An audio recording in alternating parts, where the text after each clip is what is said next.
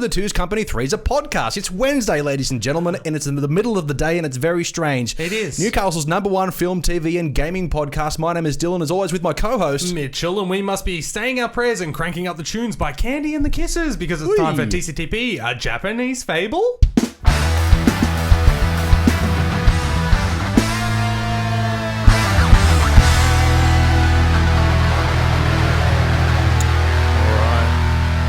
What do you got for me? Can I do it? Why do you want to fight? Because I can't sing or dance. I have no idea where that's from. No, I know. Have I seen it? That was probably. Probably? Yeah. Okay. That was a terrible impersonation of this person. Because I can't sing or no. Wait, hold on. No. Yeah. The Ringer? No. Oh. Yeah. You see where I'm coming from with that? Your mind went there. No, it's actually Rocky. Oh.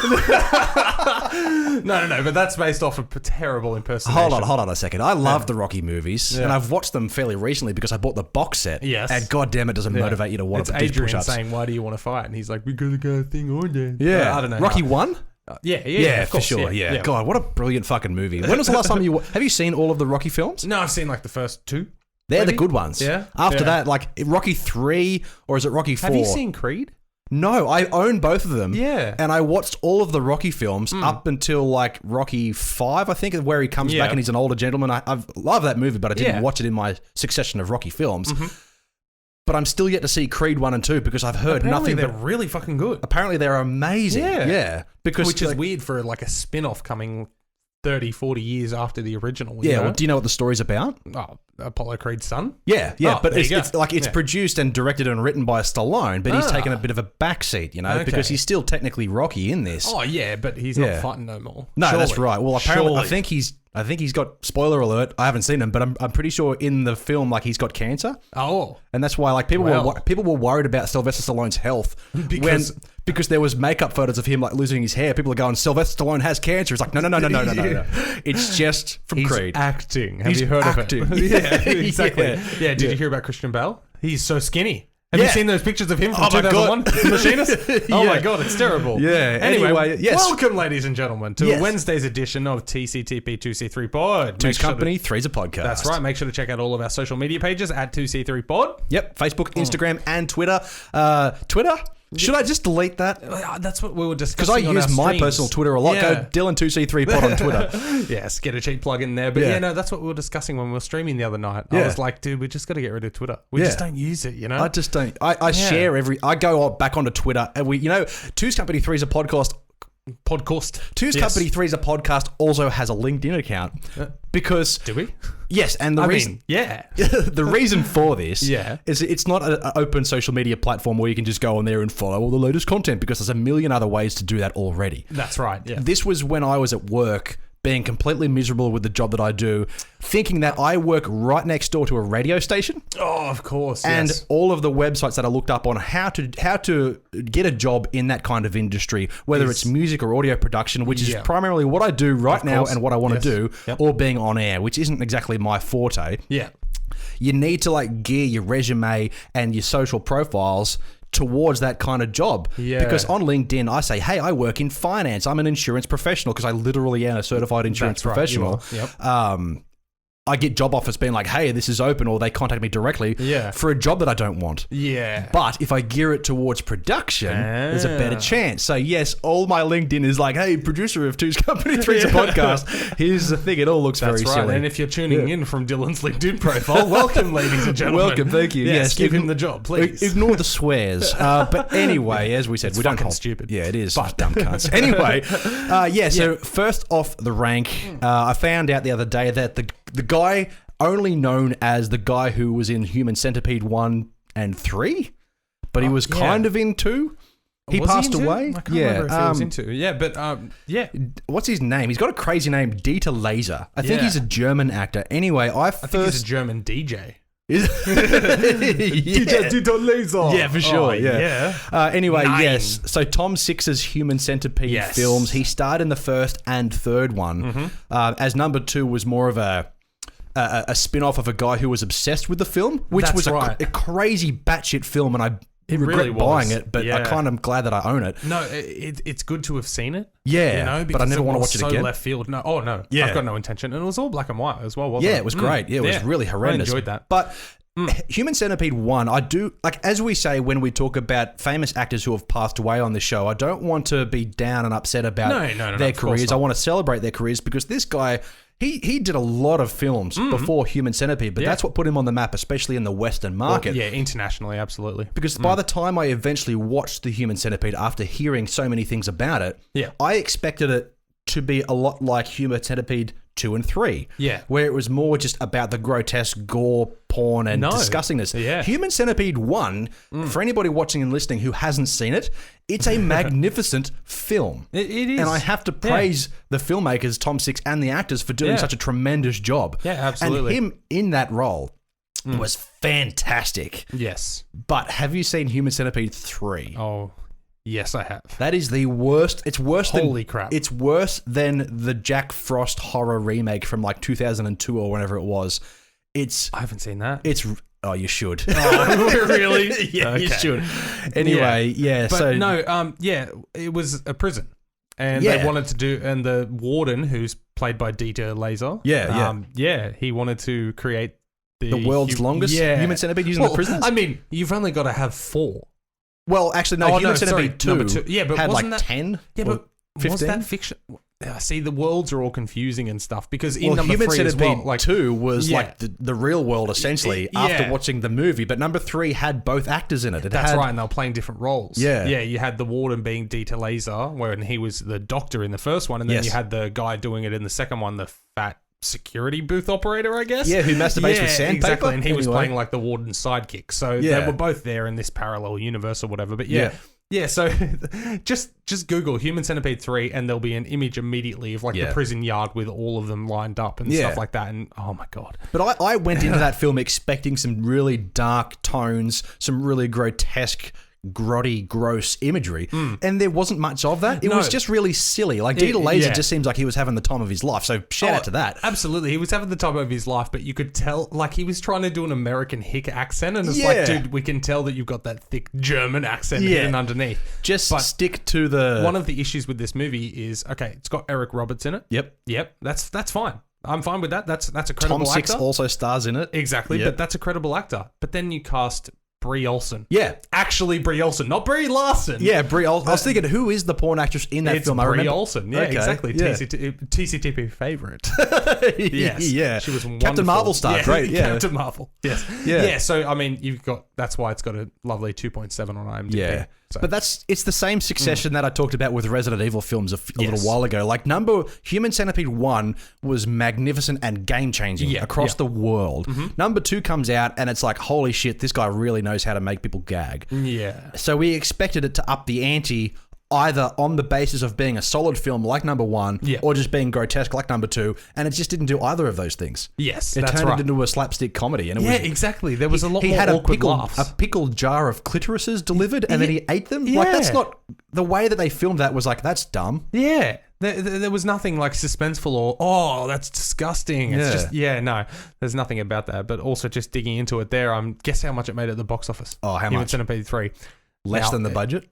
Oh, by far. By far. Okay. It made $16,000. $16,000. So I imagine it was direct to DVD, but then they got a couple one-night screenings across a few cinemas and that kind of thing. Sundance or something like that, maybe? Not Sundance. No way. Surely Sundance would never lower itself to those standards. But yeah, but either way, Dieter Laser, I appreciate the work that we've seen you in. Yeah, for sure. Obviously, German actor, so there's been a hell of a lot more before then that we obviously will never get the chance to see, being full German films and stuff like that. But obviously a well-respected actor in his craft. I do want to say, though, that after watching Parasite, it has changed my opinion on foreign films. Yeah. Not that I had anything against them previously, but now I'm more open to actually watching them. Yeah, absolutely. Because I've recently watched quite a few. Yeah. I've been watching Kingdom, which I talked about last week, which is completely dubbed over in English dubbing. Yeah. But the actors that they chosen must have been of Asian descent because it's got that Asian English inflection. Yep. Yeah. Okay. But then I watched an animated show called Gantz O, which is like this fully animated, crazy Japanese fucking video game-esque type action shooter. Really violent, really crazy. But I watched The Platform as well. Did I talk about The Platform last week? You did. And I really want to see that. Yeah, but that's also one of the few films that had me on the edge of my seat, almost gagging at the content. Oh, so that's intriguing. If you like really films like Human Centipede or even Hellraiser Judgment and those kind of films that just push those boundaries, definitely check out the platform. Yeah. But speaking of Human Centipede 2, I looked up Tom Six's work because I want to see what else he's done, and I haven't heard of anything else. He's only done a few films. Yeah. But TBA? TBA? Ooh. Yep, sorry. Yeah, I love that film. The Human Caterpillar. No. Yeah. No. It's only on Wikipedia. Surely not. So maybe not. Well, let me check IMDb, the most reliable source. Yes, of course, because we do have 2 films to talk about later in the episode that are on IMDb, inclusive of the 2C3 Pod movie. Fully animated in Lego style. It's coming, ladies and gentlemen. Yeah, for sure. Well, it's not on IMDb, so I don't trust it. Yeah, neither do I. But let's have a look at the sources. Yeah, okay. Because, you know what? I would still check that out. Okay, but, I mean, really? Yeah, for sure. The Human Caterpillar. Yeah. Oh, as long as it evolves to a sequel called The Human Butterfly. Oh, yeah. Like, it has to. Like, oh, man. That would be amazing. But either way, Tom Six's resume is very independent. Yeah. I mean, his earlier films, Gay was his first one. Honeys. Yep. I Love Dries. And then you've got The Human Centipedes. Yeah. And then one apparently completed the Onania Club? The Onania Club? Yeah. Yeah. But I followed the Wikipedia link to where they get the reference of the Human Caterpillar. Yeah. And it just links to Tom Six's Twitter page from a post from April 20, 2018 saying a response to somebody saying PED 4. Well, I don't know what that is. Centipede 4, yeah. And he goes, never. The Human Caterpillar, maybe one day. Oh, okay. So that's all it is. Yeah. So he's probably joking. Yeah. Hey, Tom Six, I know you're watching. Yes, Big fan. Make Human Caterpillar. I will watch it. Yeah, absolutely. Out of pure intrigue. Just to build to the Human Caterpillar, then the Human Butterfly. What are they called? No, what are they called? The cocoon. The Human cocoon. And then the Human Butterfly. Do that. And I'm all in. Or the Human Moth. I will pay $16,000 to see that in theaters and to make up for your loss. And beat the box office. Yeah. No, anyway. I had a look at the box office results for all 3. Yeah. First one 320,000, second one 160, and then the third one 16. So I get why there's the decline from 1 to 2. Yeah. Oh, absolutely. But that would have been the special screenings because I guarantee all of these were sent straight to digital DVD and all that kind of thing. So yeah. Well, he's a Dutch director, and Dieter Laser is German, so it may have had did it have a cinematic release in European countries? It might have because it had a 1.5 million euro budget. Yeah. So I assume possibly. It did. I assume that's where the box office came from. Was Human Centipede 1 dubbed? Was it? No, it was English, wasn't it? Yeah, because it was 3 backpackers. Yeah. And then they were all like American. Yeah, and exactly. That's right. Yeah. What a magnificent film. Yeah, exactly. It is a magnificent film. It is a fridge magnet film. I had to. Redbubble Tea Public. Just search Two Scumberty Freezer Podcast. But no, it is a good film. But at the same time, I can see why. If you're not open to the content, it's a shit film. Oh, for sure. People will look at it and go, it'll be like the little kids going to watch Saw. They're not there for the film, for the story. They're there for the dumb violence. Yes, that's right. That's why people watch. That's why that one just took everyone by surprise because it was just so shocking. Yeah. And you just don't get those shocks in films anymore, those natural shocks. Not really natural. Nothing natural about it. About somebody shitting in somebody's mouth and that person shitting in somebody's mouth. Oh, man. I want to go back and watch it now. Yeah, I really want to go back and watch it. I'm going to have to find that. Obviously, the concept is horrifying, but the way that it's portrayed in that film and the way that Dieter Laser acts and portrays that character, I feel he was a magnificent villain. Yes, absolutely. But not only that, the way he took that character towards the end when he actually had the 3-person centipede complete. And how much love he had for it. It was a baby. Yeah. He was so in love with it. And I'm like, you're playing this character to a T. Yeah. You seem like a psychopathic villain in that, a madman for thinking of these things.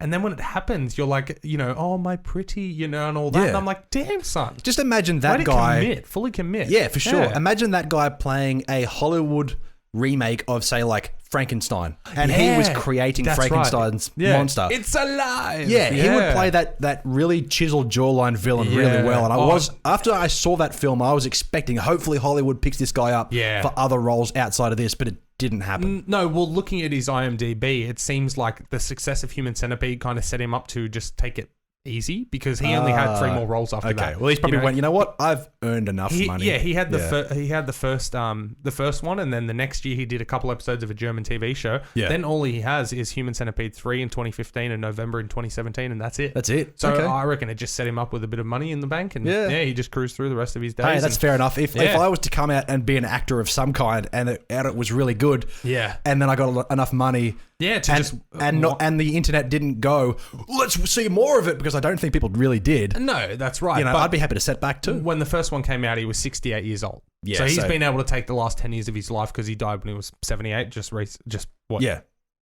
A couple of weeks ago. Yeah. No, so he was 78. So he was just chilling. Done. Yeah, he was just chilling. Yeah, but for sure. Yeah, being a 78-year-old, you go back to the third sequence. I mean, he was a 70-year-old. Yeah. Making that kind of film, like eating clitorises that have been pickled. I think that's why he's okay with it, because old people of that age, like, there's no filter. They don't give a fuck. They don't care at all. Exactly. No, absolutely. Sure. But my grandfather at Christmas, shout out to Merv, I fucking love him, but like, we were sitting around at the Christmas at the table eating lunch for Christmas, and my brother's recently single. No, anyway, like he doesn't have a partner at the moment. And we're talking about, like, with me and Taylor and how we've been together for a while and we're getting married shortly, blah blah blah. Of course. And then Pop asks Connor, like, "Do you have a missus?" And he's gone, "Nah, don't have time for that." Then Pop goes, "What are you, queer or something?" Oh wow! and he's straight face is like, "What are you, queer or something?" And Mum's like, Dad, you can't say that. He's like, what do you mean? I can ask that of my grandson. I just want to know if he's a poofter. It was the funniest old man moment, and I love it, and I'll never forget it. Just deadpan face? Oh, for sure. Oh, that's brilliant, yeah, man. genuine question. What are you, queer or something? I haven't had the pleasure of meeting your granddad, but my God, I want to. Yeah. What a legend. Yeah, absolutely classic. But speaking of other old things getting a reboot, exactly. Next on the list of notes is Hellraiser. Is a topic which I love discussing. Yes. I think I've brought it up more than maybe like most other things on this podcast. Oh, absolutely. But yes, take it away, dude. Okay, so we've got an announcement for the director. Yes. And the fact that it's still happening by Spyglass.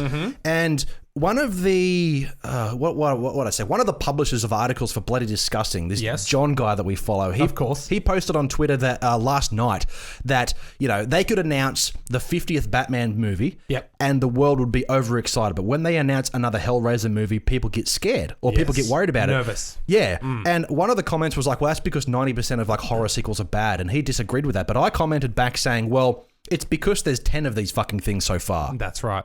To get a Hollywoodized remake of a classic franchise, I think people are worried about that. Yeah, absolutely. But I was like, I'm keen. Yeah. Because Spyglass, I trust them to take care of it. David S. Goyer can write a story. He's written a lot of sort of popular... Stay away from the production, please. Yeah, for sure. Well, the director, David Bruckner, who directed Night House and also some of the anthologies from VHS, which I love. Of course. He's on board to direct the Hellraiser reboot. There's no announcements of cast just yet because it's in very early stages. Yeah. But what really got my interest was his Twitter post saying, "Thank you for all the love about Hellraiser. I promise to not hold back." Oh, I love that. Which is what we need. Perfect. That is perfect. Like you said, getting a Hollywoodized version of Hellraiser that's taken seriously with a nice theatrical release and a healthy budget, enough to take care of itself. Yeah. That's what we want. We don't want them to tiptoe the lines around ratings and stuff. We don't want them to PG-13 RoboCop it, because RoboCop 1987, hard R,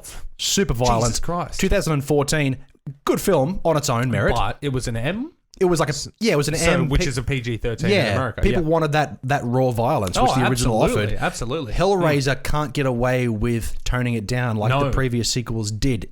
And especially for it to come back in a theatrical release, because as I've discussed on the podcast in recent episodes, Gary Tunnicliffe, the guy who was directly involved with the production of like the last 4, I think, who actually wrote and directed Hellraiser Judgment, the most recent one, which in itself is good, up until they introduce an angel, which is a bit kind of weird. Concept is cool, and the way that they portrayed Pinhead was awesome. But he said, as we've discussed, it's not a Freddy Krueger, it's not a Jason. Like, fair enough, he's an iconic character, but there's been 10 of these. That's right. But now there's word of mouth saying that this isn't just another direct-to-DVD sequel. This is getting proper theatrical budget requirements. That's so exciting. That means I don't think Gary Tunnicliffe is involved at all. Yep. Which I'm kind of disappointed by, because that guy, it's his life. It's his passion. Yep. But I still will, to this day, want Ralph Fiennes.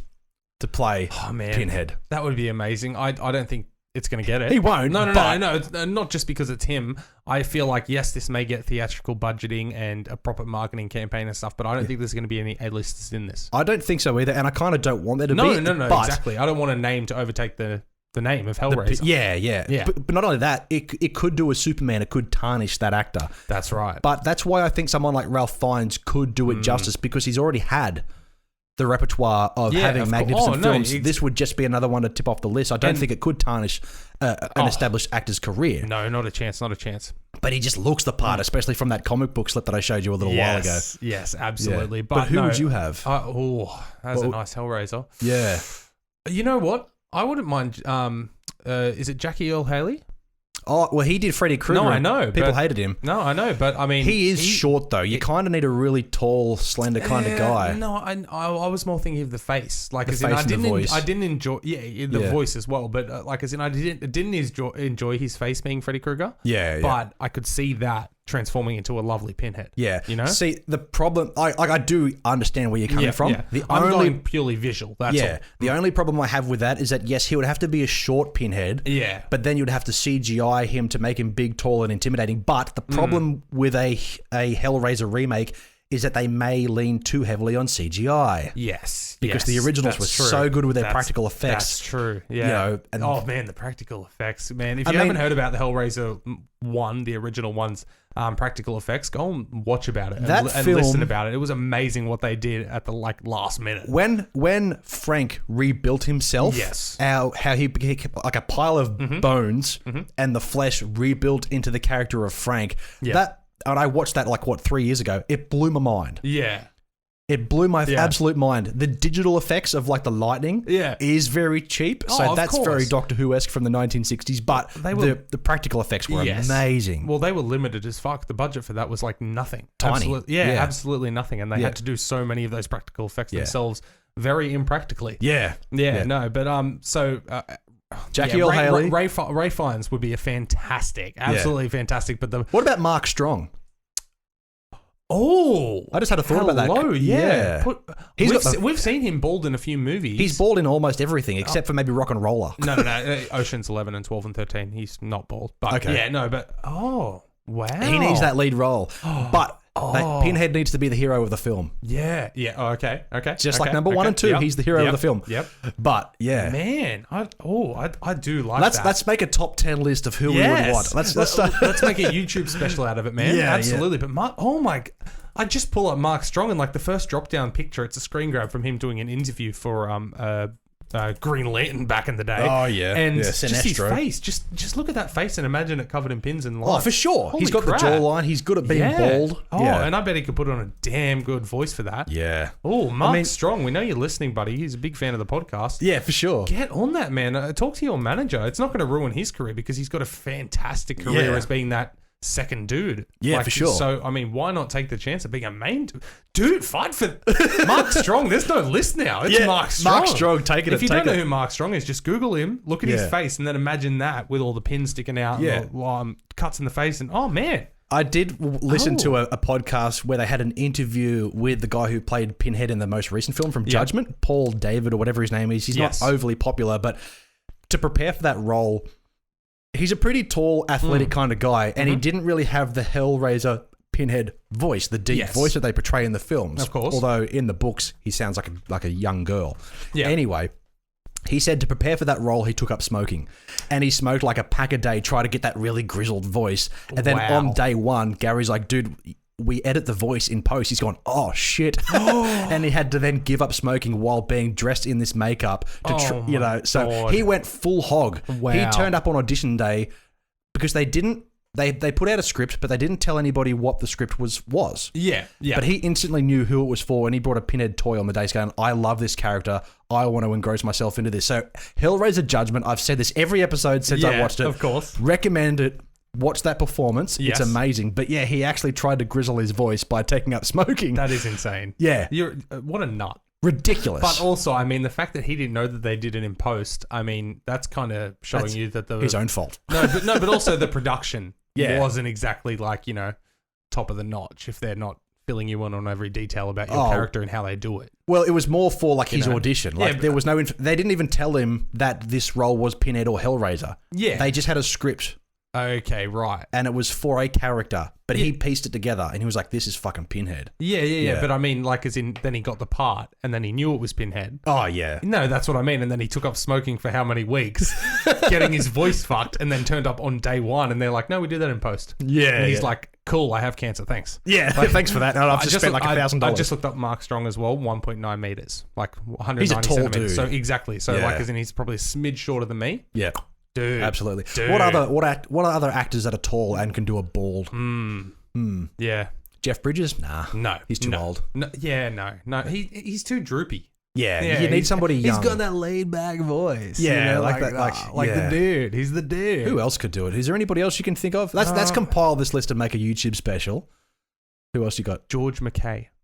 Oh, 1917. Yeah. Young boy. English too. Exactly. Because they kind of need an English. Well, everybody we've said so far is English, except for Jackie Earle Haley. Yeah. Wait, is he? I feel like Jackie Earle Haley is English. Is he? I have no idea. I thought he was American. Yeah, no, I don't know. But yeah, actually, that's right. I'm making a list already. Yeah, it's absolutely, terribly spelt because I'm kind of on the fly here. Yeah, no.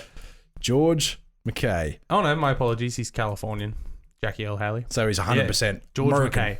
Yeah. George McKay, yeah. George McKay. Yeah, I feel like he looked tall in 1917. I think he is very tall, but he's also got that chiseled jawline. Yeah.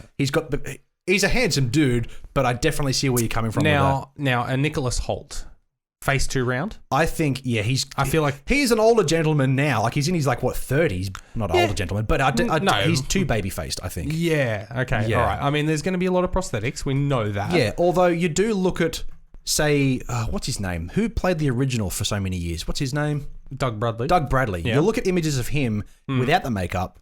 He looks completely different. No, of course, exactly. So, like they can do amazing things with prosthetics. So we know that. So, but I think it's more about the height and the acting chops. I think Nicholas Hoult would look at a role like this and go, you know what? I don't want to risk it.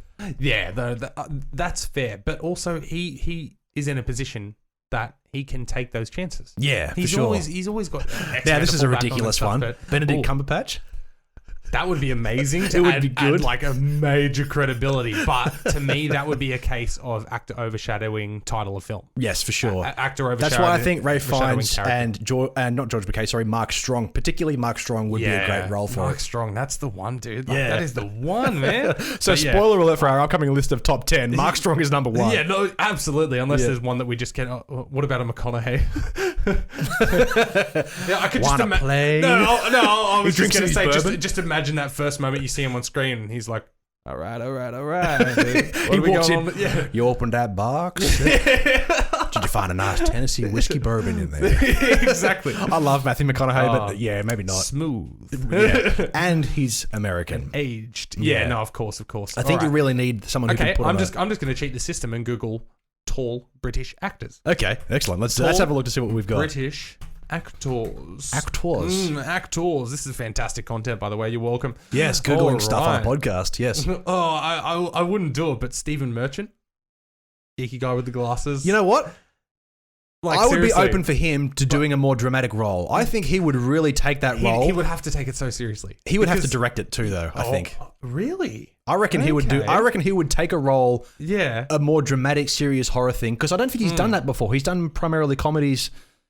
Essentially. Oh, no, 100%. So, yeah. And, what about, imagine this film being produced by Jordan Peele. Oh, yes. As we said, give it to Blumhouse, but it's Spyglass, so we'll see. Spyglass, yeah, I was going to say. So, yeah, no, that's not going to happen. But, Paul Bettany. Paul Bettany would be good in the role. Paul Bettany.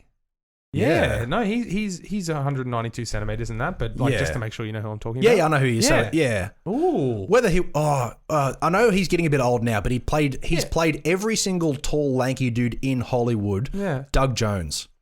Yeah. But I think he may be a bit too tall. I don't know.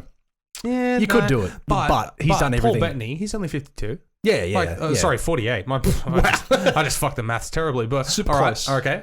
Do we want to add Paul Bettany to the list? Yeah. We'll add him to the list. Okay. All right. What about Sacha Baron Cohen? No, I don't think he would do it. Are you sure? Did you end up watching The Spy on Netflix? No, I was talking about that on my stream with CJ. Apparently, it's amazing. It is. Yeah. It's fantastic, and he can definitely play that serious character quite well. But do you think though? Oh, come on, man. Look, Nicholas Holt staring me in the face, 1.9 meters, he's 190 centimeters. Okay. Oh, man. But I also look at this on the possibilities of these actors actually taking these roles. I don't think Sacha Baron Cohen would go, you know what, I would put in the prosthetics. Yeah. Dude, he spent a long time pretending to be other people. I know, but that's why I think... And he was almost Freddie Mercury. Yes. And I think that he film probably wanted a lot of creative control, but he doesn't strike me as a fan of the horrors and horror and all this so that's franchise. Why I think you could set him up with the voice and the makeup. Scrap SBC from the list. That's fine. But what about Rupert Everett? We discussed him in Blast from the Past in the first week. He was alongside Madonna. Rupert Everett. Dr. Claw. Yes. Is that him? Yes. What's he been in lately? Would he be a big enough box office draw? That's the other thing with Hollywood. But look at him now. Films. Look at him now. I mean, he's a handsome dude. You shaved that off, man. Yeah. I reckon you got a nice grizzled looking dude right there. Yeah, well, we'll add him to the list and then we'll analyse it. Oh, of course. We'll make a whole special out of this. So welcome to Two's Comedy 3's production meeting where we're just going to spend the next 10 minutes taking you down British actors' way. What about Idris Elba? Put him in the makeup. Why so funny? Because hey, it is 2020. Yeah. Anybody can be in that box. Hurry up, I'm Black Superman. No. So, did we already talk about the fact that there's going to be a Hobbs and Shaw sequel? Did we talk about that last week? Yeah, I think so. I think we did. Yeah, of course we did. Yeah. Moving on. Gerard Butler. See, why does that name keep popping into my head since we started on this topic? Yeah. I keep thinking about that. But I think he'd be a terrible choice. Really? Okay. Okay. Because he's got that Scottish accent, and he can put on an English accent, but he's got a bit of a lisp as well. I don't think he can really enunciate. No, that's fine. I don't like him as an actor, so I was just throwing it out there as a name. Okay. All right, Tom Hiddleston. Ooh. Yeah. Oh, yeah. You mull over that. Yeah, because obviously his performance in Loki is good as a comic book villain, but he was also a really good villain in Crimson Peak. Did you watch that? No, I haven't seen Crimson Peak. No. He's got this really theatrical sort of acting style. Yeah. And I think that would work really well, but I don't think he would take it. I think he'd be like, you know what, this is too lowbrow for me because I'm a big Hollywood actor. Oh, now. Really? Yeah, why don't you grab another Marvel character that turns into a fucking joke? Yeah. Sorry, as in that character was top of everything for years, and then out of nowhere, just he's a joke. He was the primary villain in Avengers 1. Exactly. And now he was such a threat. Yeah. And everyone fell in love with him because it's the anti-hero kind of thing and stuff, and then literally they turned his character into a fucking joke. Did you see... So Tom Hiddleston, you need this. Yeah, now we're on this topic. Did you see the audition tape for him to audition as Thor? No. He auditioned for the character of Thor. Ugh, it was fine, except in the audition tape, he almost had this really emotional look as if he was almost crying. It looks like because they're blowing wind at his face and he's got the hammer in front of him and the hair's blowing and it's making him cry.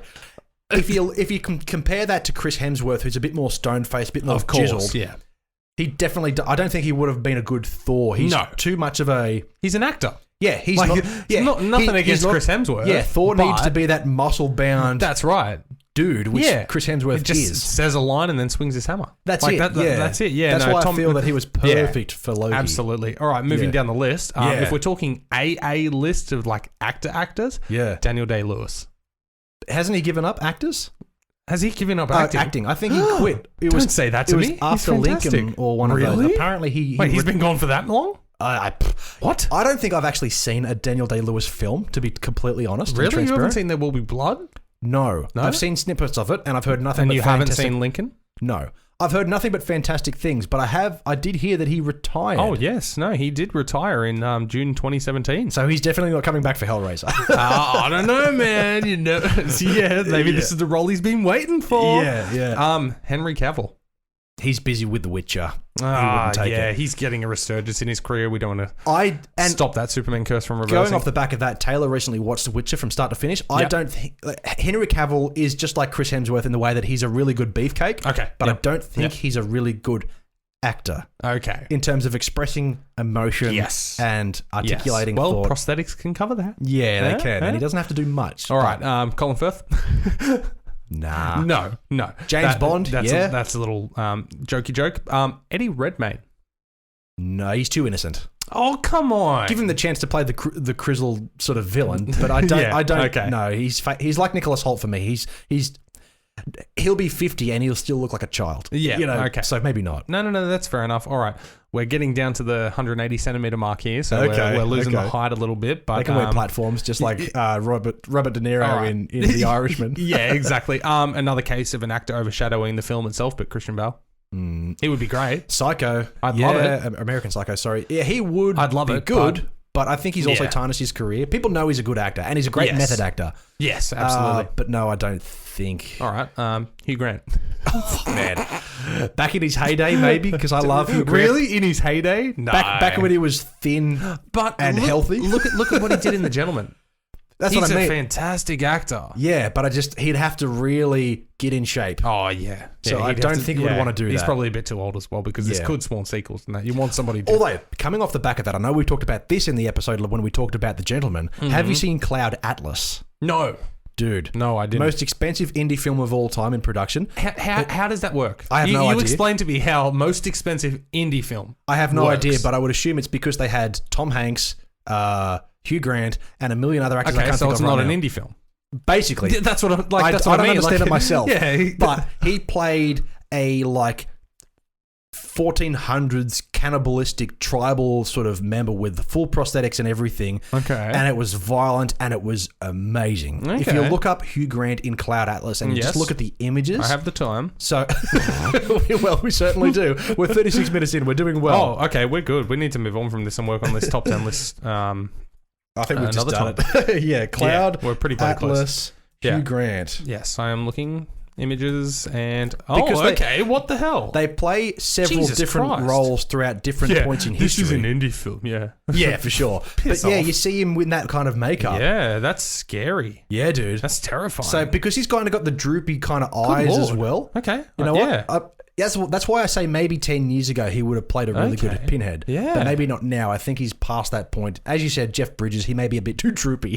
That's right. Is Cloud Atlas on a service or? I don't know.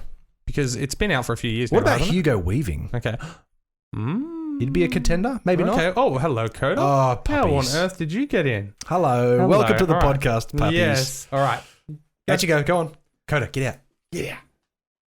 Yeah, we're going to have to... Are you taking care of it? Yeah. Oh, yeah, no, this is all a podcast. Yeah. Podcast 101. God damn it. Oh, well, at least you didn't wreck too much of anything.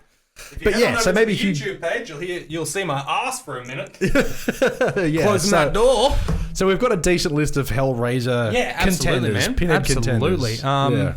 Let's see. Any other quick ones off the top of the list? Orlando Bloom? Nah. No? Nah. Okay. Too baby-faced. Great actor, but too baby-faced. Yeah. Okay. Yeah, for some reason.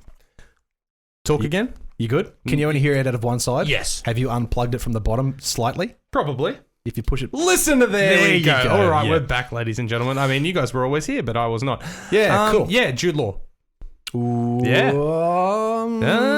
Add it to the list. Add it to the list. Okay? Yeah, we'll talk about that. All right, yeah. Tom Hardy. No. Ben Kingsley. Oh. Okay, we've got like a top 20 list now. Yes, we do. But we will narrow that down and I reckon make it a nice YouTube special out of that. But anyway, speaking of big dicks. Yeah, Kevin Smith. Yes. Moose Jaws. Yes, now Moose Jaws. Now, no, that is not the next Pornhub title. No. I don't know why, but for some reason I just associate that with a moose knuckle. I don't know. And then you said, speaking of big dicks. That's right, speaking of big dicks, Pornhub and Brie Olsen. Yeah, absolutely. Coming full circle. So now Kevin Smith has had plenty of time to work and write and think of ideas now. He's been in isolation essentially, but... Well, I mean, even before that, he was only really had his podcast.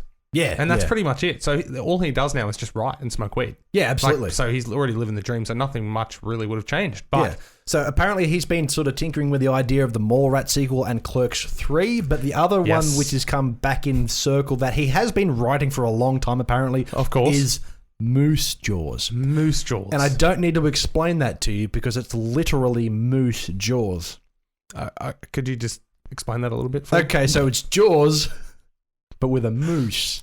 Okay, so it would be set in a forest, I imagine? Oh, no, it's in the ocean. Fuck you. Dead set. Okay, all right. I was going to It's a shot-for-shot remake with new actors and a moose instead of instead of a shark in the ocean.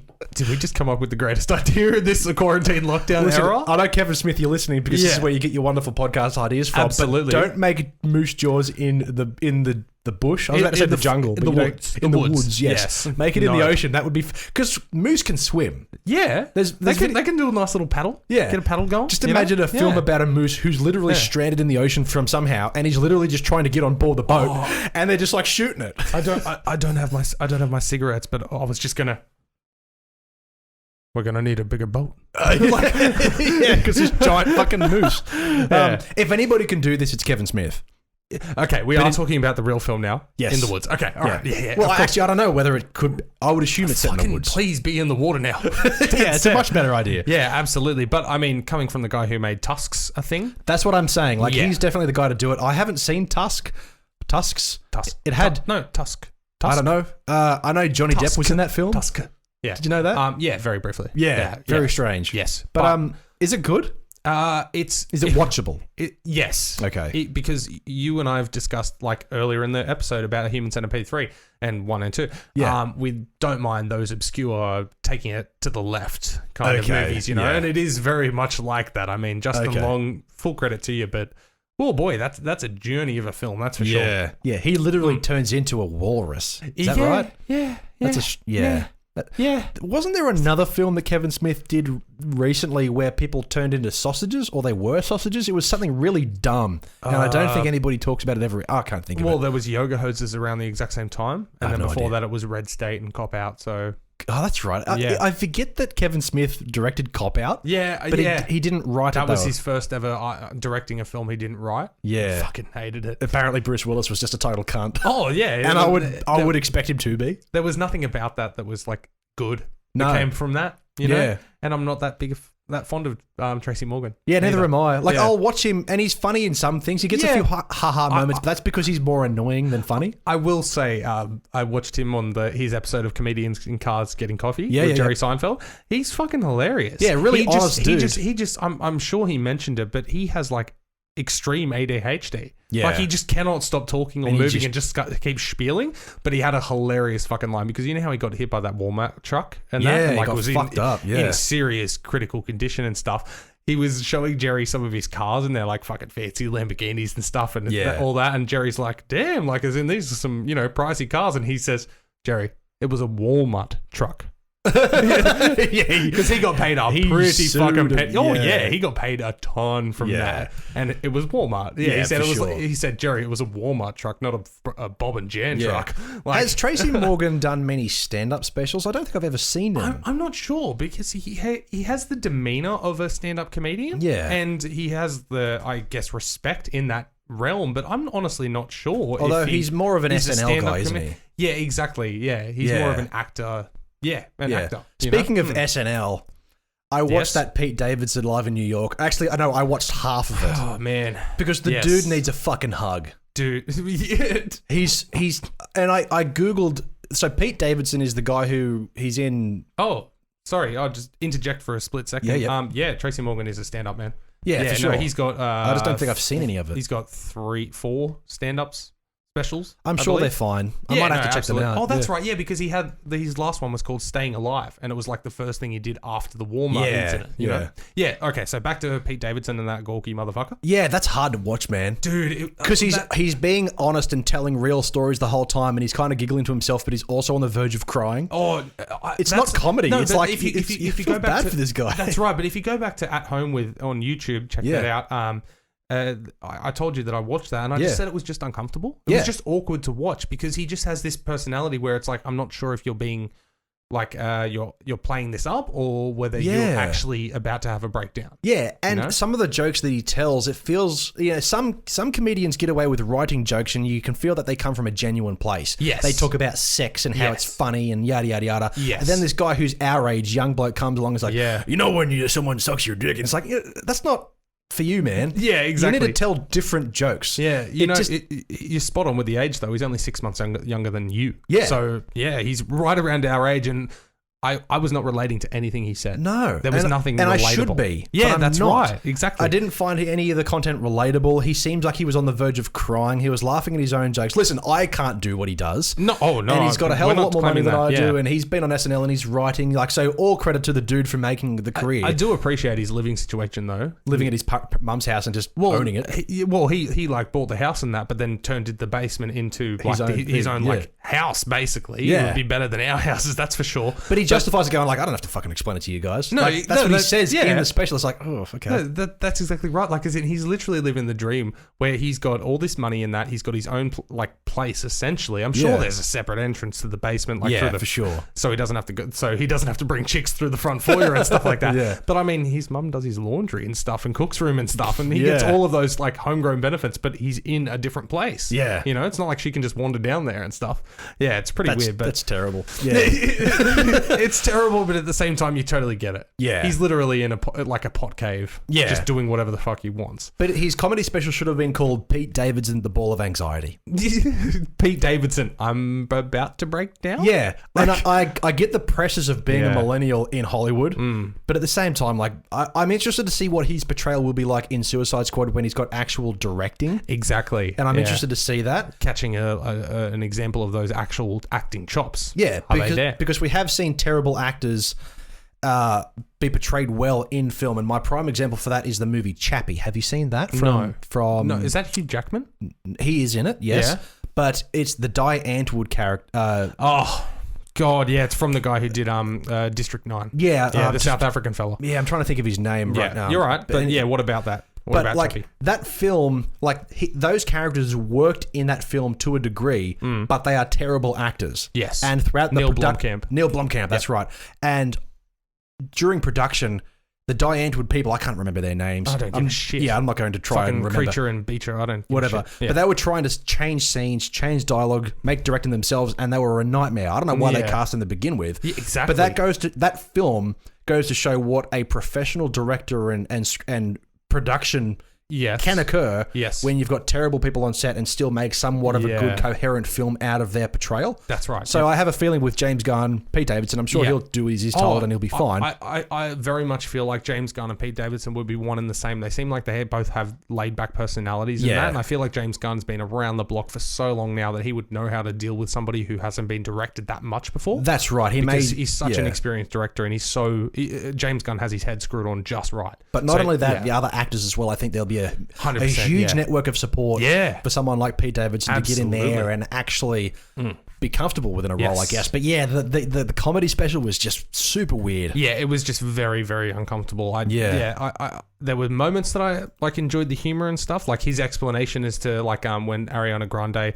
I didn't get that far. No, that's fine. But there was one particular example where you may not have seen it, but all over it was like big dick confidence, and she started a hashtag and talking about Pete Davidson and that. Oh yeah, yeah, exactly. And it started this trend of it's not just about the size of your dick, it's just about confidence, blah blah blah. But he said she's a fucking genius because now any woman I ever sleep with, they're expecting a huge dick, and well, she fucked me. Like, because he's basically saying my dick ain't that big. But she started this trend of like his dick's huge. Yeah, I think I did see that section. But also in saying that too, she's a tiny person. Oh no, that's exactly right. So she may think like this thing is enormous, wrapping two hands around it, when realistically it's. Why are we talking about this man's penis? Well, speaking of big dicks, but you just mentioned that. Did we want to just jump into what we've watched, what we've seen? I was planning to start the general transition. Absolutely, because the next few things are whatever. Anyway, exactly. That's right. I watched Birds of Prey. Oh, but Moose Jaws. Moose Jaws. Yes, make sure it's in the water, and I'm all on board. Absolutely. But yes, I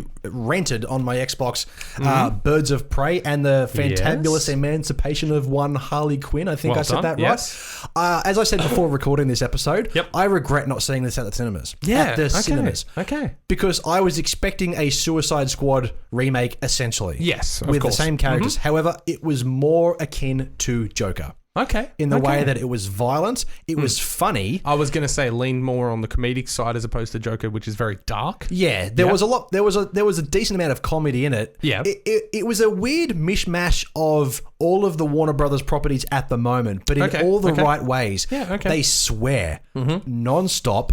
Black Mask, played by Ewan McGregor. However you want me to pronounce it. Not Ewan. Him as a villain, when you're introduced to him, his henchman cuts people's faces off. Oh, okay. And you kind of see that. Yeah, right. And he plays this really eccentric, I think, homosexual character. Okay. Anyway, it's 2020. No judgment. They're having, it seems like every actor in this film is having the time of their life. Okay. I don't think it should have been called Birds of Prey because they don't really come together till the very end. Oh, okay. Mary Elizabeth Winstead as Huntress. I was going to say, how is she? They humanize these characters. Okay. Like she's introduced as this badass crossbow killer, and then there's a segment where Harley Quinn's introducing her as like a voiceover, and she's practicing in the mirror wearing just a singlet and messy hair, going, "They call me Huntress." She's trying to that's the problem rather than bringing them out as polished heroes or villains. That's the problem with Suicide Squad. They saved the world on this massive scale. Yes. Bad move. This is a grounded story of Harley Quinn who just wants a bacon and egg roll. Is that the whole okay, basically. Right. Yeah, that's no spoilers, one of the concepts, yes. Yeah, but I definitely put it on my great list. Taylor actually sat and watched it with me, and a movie has to be great for her to do that. Yeah, for her to want to join in. Yeah, especially a superhero property. So Birds of Prey, Harley Quinn movie. It was a great time. It was colourful. It was fun. Everybody seemed like they're having a great time. Yeah. There was chock full of swearing, heaps of violence. I was thoroughly impressed. Any characters you think they could have done a bit more with? Or yes, the Birds of Prey themselves. Okay, just the other one. Is there another 3 of them? There's 3. So you have... Huntress? There's Huntress, there's Harley Quinn, obviously. There's a police officer who's an older woman. I didn't expect her to be is part that of the Birds of Prey. Rosa Perez or something? I think it is. I can't remember, but I know who you're But then there's about. Black Canary, who's like a vocalist who only uses her super voice power once in the film, essentially. Oh, okay. She's in the film as a main player throughout the entire film, but they don't really come together as a cohesive team until the very end. That's why I think that the name of the film is a bit misleading. Okay, yeah. It should have been Harley Quinn and the Birds of Prey or something. Yeah, okay. Otherwise, fun film, but I liked it more because I didn't expect it to be what it is. Yeah, no, absolutely. Well, you've talked me into seeing it because, like you said, we had that discussion when it was coming to theaters for Yars of Pass, and we were like, nah, everyone's going to be talking about it. Nah. But not only that, but after Joker, I was more interested in the more serious R-rated films. Yeah. That's what this is. The trailer didn't play that up. They were playing up the very comedic side of it. Yeah. Okay. And yes, it is comedic, but it's rude and raunchy in all the right ways. So definitely recommend Birds of Prey if you haven't seen it yet, or if you're avoiding it, kind of like we were. Yes, absolutely. Yeah. Well, I got to also sit down and rent a film for myself as well, and I got the chance to watch a film that we mentioned in Trailer Park about 5 weeks ago. Yep. 7 Stages to Achieve Eternal Bliss by Passing Through the Gateway Chosen by the Holy Storch. Tiki Wiki? Yes. Academy Award winner, Tiki Wiki? Academy Award winner, Tiki Wiki. That's right. And then you've got Rhea Seehorn, Matt Jones, Dan Harmon, of course. He's actually probably the third main character in this. That's cool. Yeah, exactly. As the Detective Cartwright. Sam Huntington. Yes. Yeah, he's one of the main characters, isn't he? He's part of the he's couple? part of the couple, yes. Yeah. Along with why is her name not anywhere near the Mindy Sterling? I have no idea. Yeah. I can't remember. Oh no, sorry, Kate Micucci. Yes. Yes, but all right, so independent, but it was well produced. Everything looked visually good, for the limited setting that they had, which was all around the apartment. But in an apartment building, Yes, if you haven't heard of this film or anything like that, basically there's a cult started by Tiki Wiki, of course, and Taika Waititi, if you're new to the channel. Sorry. Yes, that's right. Taika Waititi.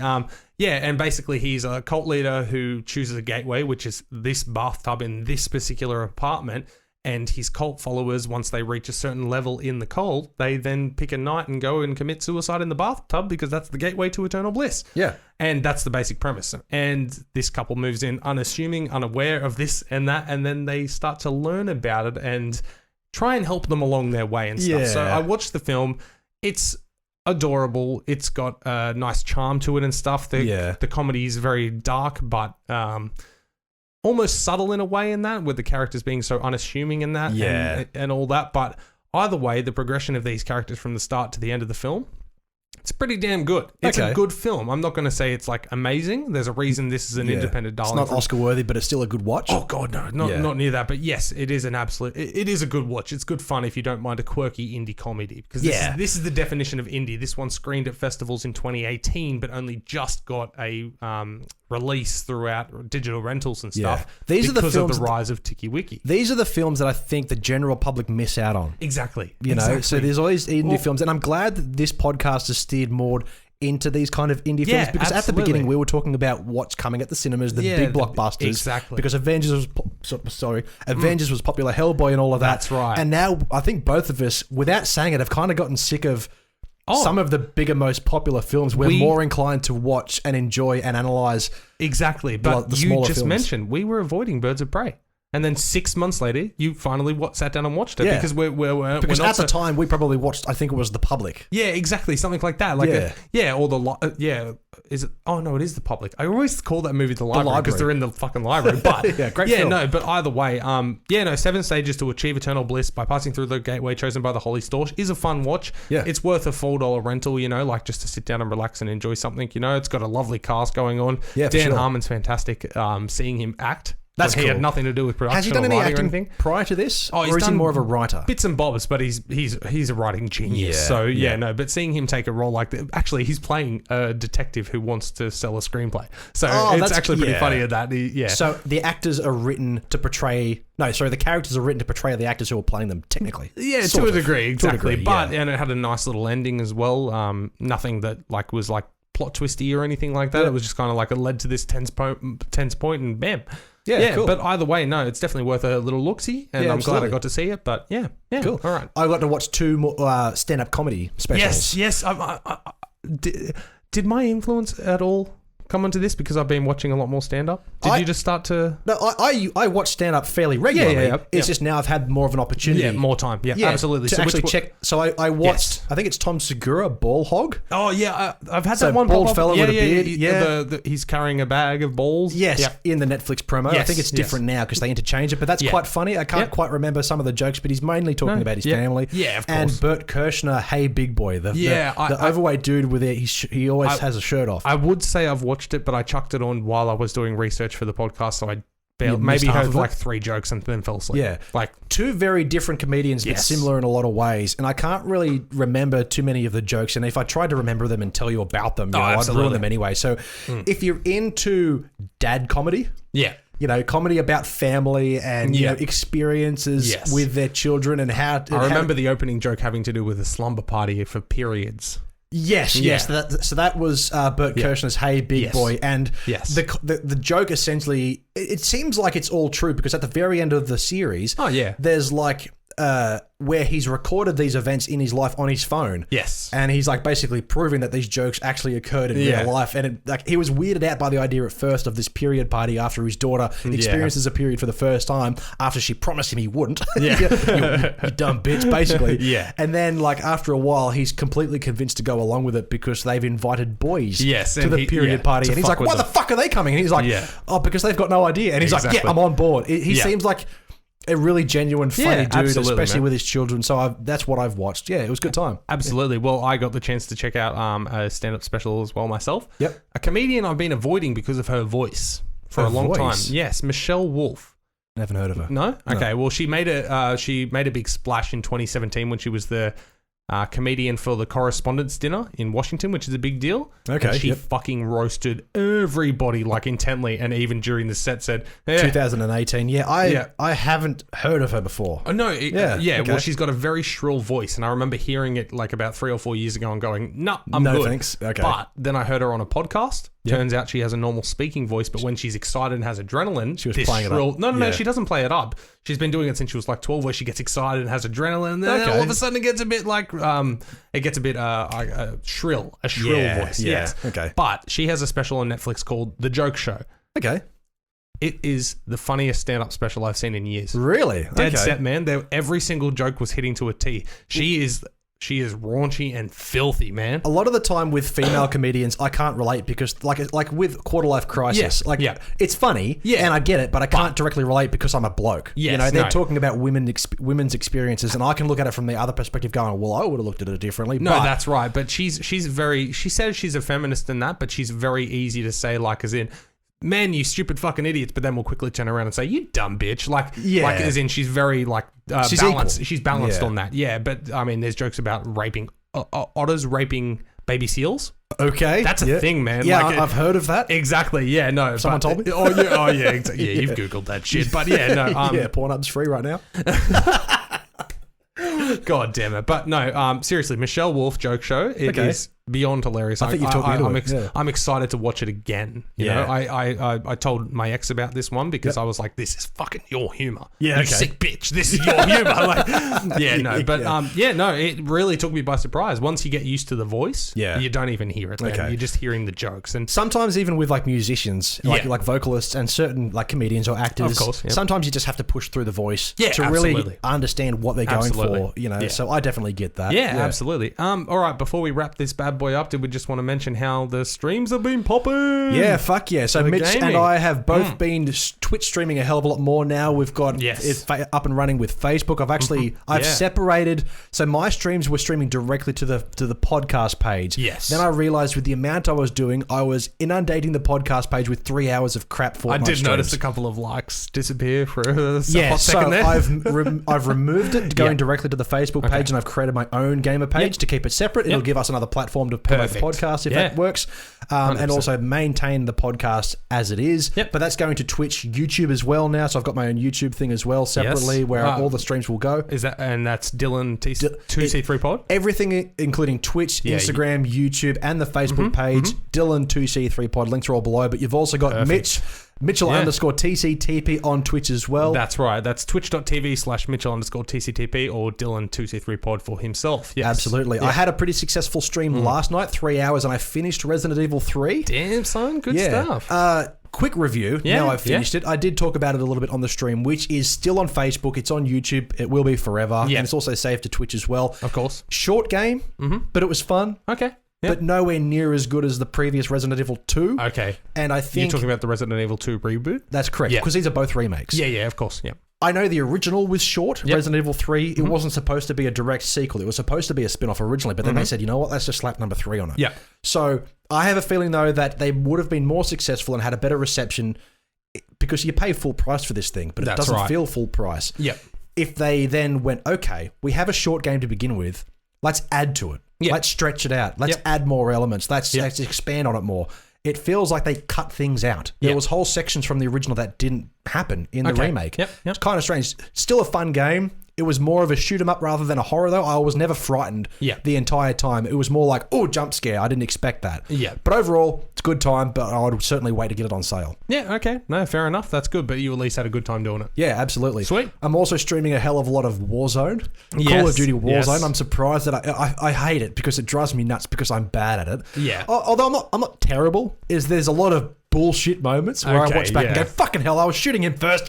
Yeah. And then Fortnite as well. Like when my streams work, I have a good time, but if it's not working and I'm just sitting there, I get miserable, man. Oh no, I know. Yeah. I've been doing this with you long enough now that I know I can see a mood flick in you. Yeah. So I can see that. But my streams could get completely miserable. Well, if you want to hear both of us on stream together, head on over to Mitchell _ TCTP. But no, that was a hell of a lot of fun. Yeah, Dylan and I got the chance to finally sit down and play some duos together, a bit of podcast duos, which is good fun. Yeah. Check out the Twitch, check out the YouTube, check out the Facebook, all of those things. Absolutely. And you'll be ramping your streaming up. Yeah, exactly. Soon as well to the same caliber. Well, thank God, anybody out there with jobs in producing or anything. Thank God I have this producing genius with me who can guide me in the equipment that I need and things like that. Yeah, for sure. So the streaming's definitely going to be ramped up since all of this scheduling conflicts in the outside world. So absolutely. Make sure to head on over to Twitch and support ya boys. Absolutely. But anyway, that's been our show. Lovely. Absolutely. Thank you everybody for tuning in.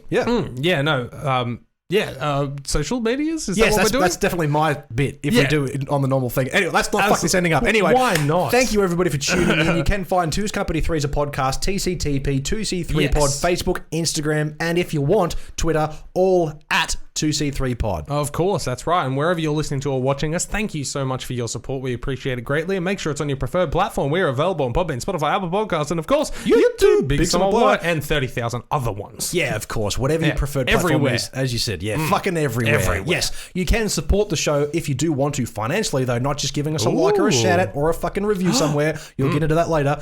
You can support us on tpublic.com or redbubble.com. We've got t-shirts, we've got mugs, we've got fridge magnets. magnets. Frig magnets. And what's the other one? Stickers, of course, as well. So get yourself a t-shirt just like this. There's new designs coming relatively shortly. We're also going to be looking at... You can buy that shirt if you want, but it won't be making us any money. JJ's. Yeah, absolutely. Patreon as well. You can certainly support us over there. We have 3 tiers. We do. And we have 3 bloody heroes as well. Absolutely. Bloody legends. We nearly missed, didn't we? Oh, you had it? Yeah, okay, always had it ready for the end of the show, my friend. Excellent. Yes, that's right. Thank you very much to Alice. We have Alice, Courtney, and, of course, Betty Davis. Thank you so much. We appreciate your support. Absolutely. It's great. Absolutely. Yeah. Now, the Betty stickers that we have promised, I've been trying to design them myself, and I'm not having much success. I'm just not happy. It's the first logo graphic design that you've struggled with a little bit. Yeah, because I've been pretty happy with what I've come up with so far, but I don't want to shortchange a customized sticker logo for one of a kind. Yeah, exactly, for our TCT pack. So we'll be looking into this. Yes, we are going to be working hopefully with some local artists very soon. So absolutely, we'll get that sorted out. But if Patreon isn't your cup of tea, we do have PayPal, of course, twoscompany3podcast@gmail.com. Absolutely. 10 cents, 20 cents, 50 cents, flickers, anything like that. All of it comes straight back into the podcast. But also, if you don't want to financially, we get it. It's rough times out there. Oh, sorry. Head on over to Apple Podcasts, Stitcher, any of those ones that has a review button. 5 stars, thank you very much. That would be greatly appreciated. And just a little review, any kind of feedback as well. Use that same email.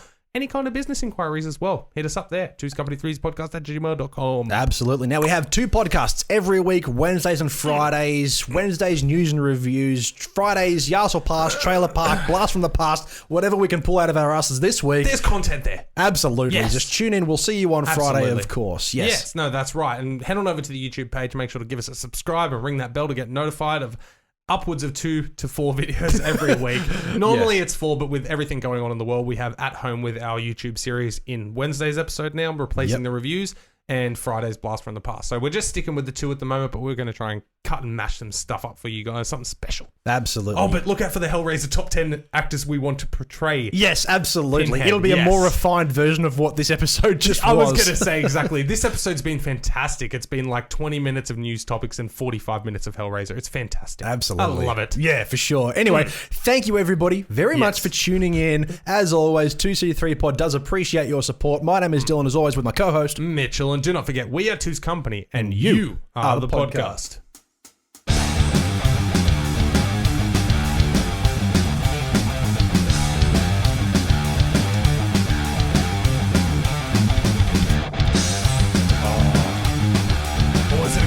This is one that I would get. I'm not sure about you. It's Superman. Oh, okay. Shit. Thank you everybody for sticking around. Well, almost. Thank you everybody for sticking around to the end of the show. Yeah. As we always do, we have a bit of trivia, a bit of film trivia that we ask each other at the end of the show. Scorecards at the moment. Yep. Myself 7 of 14, Dylan of 8 of 14. So I'm still playing catch up. Have been for weeks. Yeah, I know, but we've only just stuck. Yes. I've only just been ahead of you each week. Well, I let you get a two number lead, but for a while, but yeah, you caught up a little bit. Yeah, you got one more to go. But this is a question that I would certainly get if you were asking me. Yeah. But I'm not sure if it's going to be reciprocated. Okay. In the film Short Circuit, oh man, what is the name of the robot? Oh fuck! This is one of my favorite movies of all time. Short Circuit 1 and 2 are fucking magnificent. I can see the cover of it because I used to see it in the video store all the time. Did you know I worked? You worked at a video store? Apparently I did. Come on, man, you can do this. No, I really can't. I assume it's got numbers and letters in it. Is alive. Oh yeah. Betty Davis. Johnny 5 is alive. Johnny 5. Johnny 5. Wow. Yeah. Thank you. Thanks for tuning in, guys. Cheers. Hey, thanks for checking out that video of Two's Company 3's a podcast. We really appreciate it. Wasn't it really something? Why don't you drop a comment down below while you're still here on what you thought about that video. And once you're done, go check out the next video. Feel free to hit subscribe as well. I think it'll be a really good investment for your future.